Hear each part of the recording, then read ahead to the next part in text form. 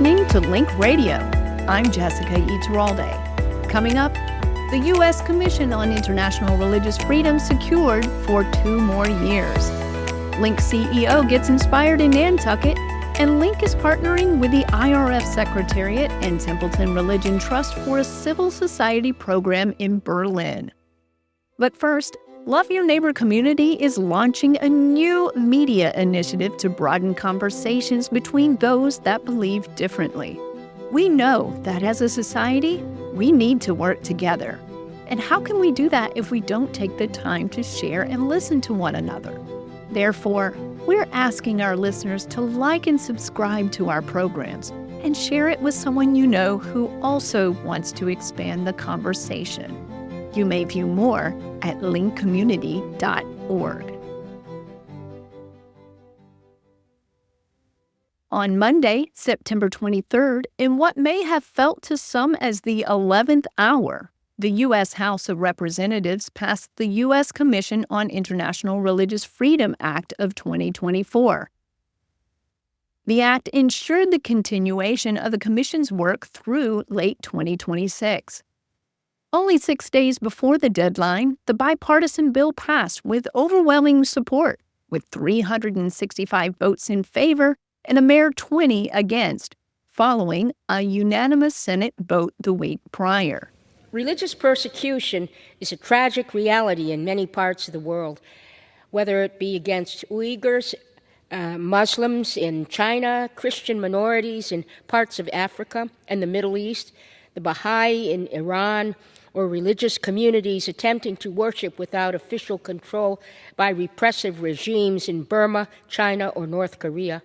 And anti-Semitism is on the rise. While serving as floor manager for the House, Congresswoman Uifa Atali Amata emphasized the importance of U.S. efforts to protect religious freedoms worldwide.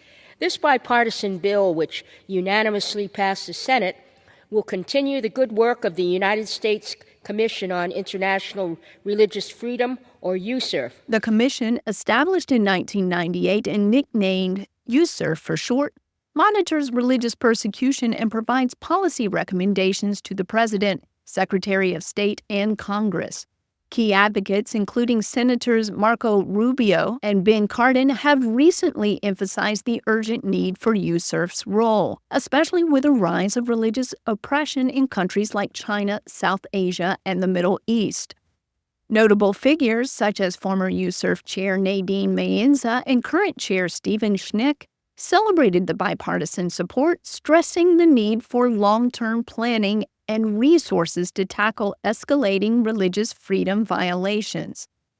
The Commission's last mandate was set to expire on September the 30th of this year. This reauthorization reinforces the U.S.'s commitment to promoting religious freedom globally. The bill now awaits President Biden's signature, securing USURF's future for 2 more years.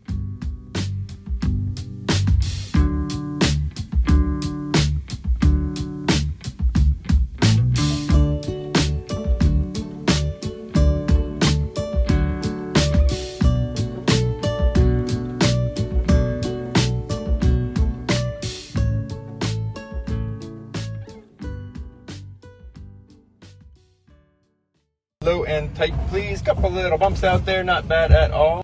And last week, LYNC CEO Wade Kusack boarded a tiny plane and headed north to Nantucket to attend the Nantucket Project.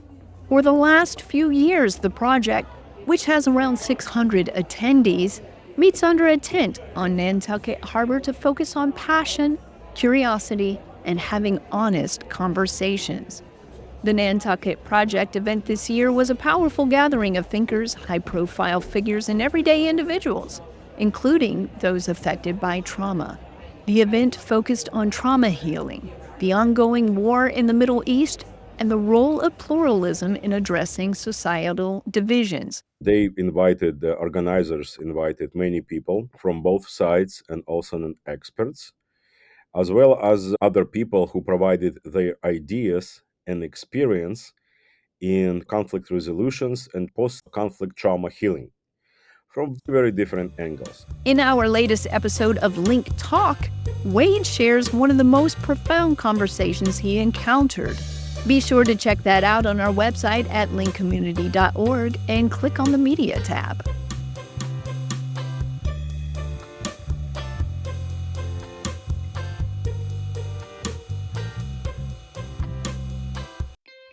The International Religious Freedom and Belief Alliance is hosting a ministerial meeting in Berlin, Germany this month. And the International Religious Freedom Secretariat, called IRF Secretariat for short, is hosting, along with LYNC, a special 2-day conference coinciding with the Ministerial. The purpose of the conference is to look at the interrelationship between extremism and religious freedom. And according to the IRF Secretariat's event page, convening civil society and government to dig into how freedom of religion or belief can help prevent the misuse of religion and build social cohesion and resilience. What is different about this conference as opposed to others is that this conference will include majority world voices in the civil society program. In other words, voices that are not invited to the ministerial are being invited to the civil society program because we want to work with them, we want to talk with them, we want to learn from them. LYNC Senior Fellow Dr. Chris Seipel shared that the conference is an opportunity for attendees to get a comparative set of examples from all around the world about how to think about extremism and religious freedom. That's the goal, and that's why it's going to be fun, because it really hasn't been done before in this manner. According to Seipel, the conference hopes to build a community of practice between and among government officials from the majority world and civil society leaders, and to begin developing a culture of philanthropy among donors from Eurasia to think about how best to sustain the progress. That's why we're going, and it's going to be fantastic.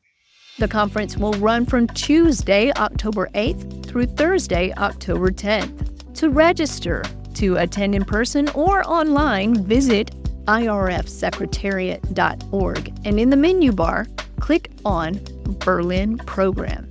We'll also include a link to that in our show notes.